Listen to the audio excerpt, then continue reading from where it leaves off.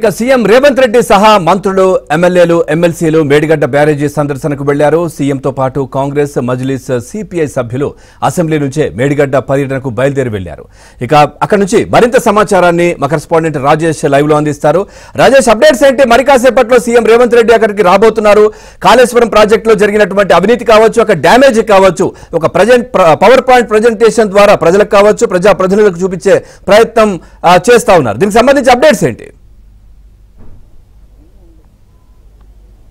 మొత్తానికి మరి కాసేపట్లో సీఎం రేవంత్ రెడ్డితో పాటు కాంగ్రెస్ పార్టీ మంత్రులు ఎమ్మెల్యేలు ఎమ్మెల్సీలు అందరూ కూడా మేడిగడ్డ బ్యారేజ్కి చేరుకోబోతున్నారు. ఎగ్జాక్ట్గా మనం మేడిగడ్డ వద్దనే ఉన్నాము. గతంలో 2016లో కాళేశ్వరం ప్రాజెక్టు ఇనాగ్రేట్ చేసినటువంటి సందర్భంలో పదే బీఆర్ఎస్ పార్టీ నేతలు అధికారంలో ఉన్నటువంటి సందర్భంలో కేసీఆర్ కాళేశ్వరం ప్రాజెక్టు మానసపుత్రిక అంటూ చెప్పేటువంటి ప్రయత్నం చేశారు. మొదట అనుకున్నటువంటి వ్యయం కంటే ప్రాజెక్టు పూర్తయ్యేసరికి దాదాపు 1,00,000 కోట్లకు పైగా దీనికి ఖర్చు చేశారని చెప్పేసి గతంలోనే ప్రతిపక్షాలు తీవ్రస్థాయిలో ఆరోపణలు చేశాయి. దానికి అనుగుణంగా మేడిగడ్డ బ్యారేజ్ కుంగిపోయిన తర్వాత కాంగ్రెస్ పార్టీ అధికారంలోకి రావడం, గతంలోనే దీనిపైన మేడిగడ్డ బ్యారేజ్ కుంగినటువంటి సందర్భంగా కేంద్ర డ్యామ్ సేఫ్టీ అథారిటీ మేడిగడ్డ బ్యారేజ్లో కొన్ని లోటుపాట్లు నాణ్యత ప్రమాణాలు జరిగినట్లు గుర్తించడము, ఆ తర్వాత కాంగ్రెస్ పార్టీ అధికారంలో రావడం, వచ్చిన వెంటనే విజిలెన్స్ కమిటీని ఏర్పాటు చేస్తూ రాష్ట్ర ప్రభుత్వం ఆదేశించడం, ఆ తర్వాత విజిలెన్స్ కమిటీ ఇచ్చినటువంటి నివేదిక ఆధారంగా కాళేశ్వరం ప్రాజెక్టులో అంతర్భాగమైనటువంటి మేడిగడ్డ ప్రాజెక్టు కుంగిపోవడం వెనకాల చాలా పెద్ద ఎత్తున కుంభకోణం దాగి ఉన్నటువంటి అంశాన్ని పదే కాంగ్రెస్ పార్టీ ఆరోపణలు చేస్తుంది. అధికారంలోకి వచ్చి 2 నెలలు కావాల్సినటువంటి ఈ సందర్భంలోనే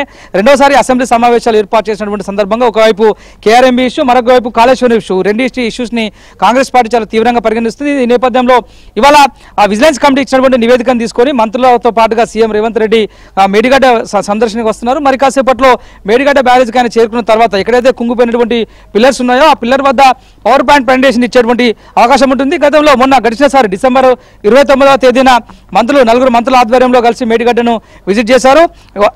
ప్రాజెక్టుకు సంబంధించినటువంటి డిజైన్లు, అదేవిధంగా డిపిఆర్లు, గతంలో ఎల్ఎన్టీ సంస్థకి ఇచ్చినటువంటి సందర్భంలో మొదట అనుకున్నటువంటి వ్యయం, ఆ తర్వాత దీనికి భారీగా పెరిగినటువంటి ఖర్చులు, తదితర ఇష్యూస్ అంతా కూడా డిసెంబర్ 29న మేడిగడ్డకు చేరుకున్న నలుగురు మంత్రుల ఆధ్వర్యంలో ఒక పవర్ పాయింట్ ప్రెజెంటేషన్ ఇచ్చారు. ఆ తర్వాత విజిలెన్స్ కమిటీకి విచారణకు ఆదేశిస్తూ రాష్ట్ర ప్రభుత్వం నిర్ణయం తీసుకుంది. ఇప్పటికైతే విజిలెన్స్ కమిటీ ఇచ్చినటువంటి నివేదిక అంతా కూడా రాష్ట్ర ప్రభుత్వం వద్ద ఉంది.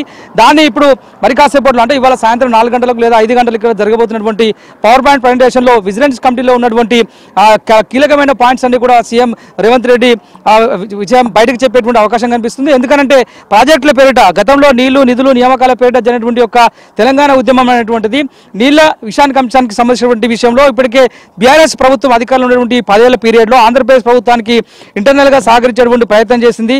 తెలంగాణకు రావాల్సినటువంటి నీటి వాటాల నిష్పత్తిలో కావచ్చు, లేకపోతే ఇతరత్ర ఆంధ్రప్రదేశ్ పునర్విభజన చట్టంలో ఉన్నటువంటి అంశాలు కావచ్చు, వీటన్నిటిని కూడా పరిగణలోకి తీసుకోకుండా ఏకపక్షంగా బీఆర్ఎస్ ప్రభుత్వం వేయించినటువంటి తీరు పట్ల అసెంబ్లీ వేదికగా బయట కూడా చాలా పెద్ద ఎత్తున కాంగ్రెస్ పార్టీ బీఆర్ఎస్ ని టార్గెట్ చేస్తూ ఆరోపణలు చేసినటువంటి పరిస్థితి కనిపిస్తుంది. కాబట్టి ఇవాళ మరోసారి ఒకవైపు శాసనసభ బడ్జెట్ సమావేశాలు జరుగుతుండగానే ఇంకొక వైపు అన్ని పార్టీల ఎమ్మెల్యేలకు రాష్ట్ర ప్రభుత్వం ఆహ్వానం పంపింది. దీనికి బీజేపీ ఇప్పటికే దూరంగా ఉంది. ఒక మేడిగడ్డ కావచ్చు, కేఆర్ఎంబీ కావచ్చు, ఈ 2 ప్రాజెక్టుల విషయంలో జరుగుతున్నటువంటి ఇష్యూస్ ని రాజకీయ కోణంలో చూస్తాం తప్పితే ఇతరత్ర అంశంలో కాదన్నటువంటి అంశాన్ని ఇప్పటికే బీజేపీ స్పష్టం చేసింది. ఇటు బీఆర్ఎస్ ఎమ్మెల్యేలు సైతం దీనికి పూర్తిగా దూరం ఉంది. కేవలం కాంగ్రెస్ పార్టీ మంత్రులు ఎమ్మెల్యేలు ఎమ్మెల్సీల ఆధ్వర్యంలో రేవంత్ రెడ్డి మరి కాసేపట్లో ఇక్కడ చేరుకోబోతున్నారు. చేరుకున్న తర్వాత నేరుగా మీడియాతో ఆయన మరోసారి చిట్చాట్ చేసేటువంటి అవకాశం కనిపిస్తుంది. మేడిగడ్డ ప్రాజెక్టుని అనుకున్నటువంటి పర్టికులర్ గా కాళేశ్వరంలో అంతర్భాగమైనటువంటి మిగతా బ్యారేజ్లు, మిగతా ప్రాజెక్టులు, ఆ ప్రాజెక్టులకు సంబంధించినటువంటి వ్యయం, ఎల్ఎన్టీ కంపెనీకి ఇచ్చినటువంటి ప్రతిపాదనలు, ఆ తర్వాత భారీగా అంచనాలు పెరిగేందుకు దారితీసినటువంటి విషయాలపైన మరొకసారి ఆయన మీడియా ముఖంగా మాట్లాడేటువంటి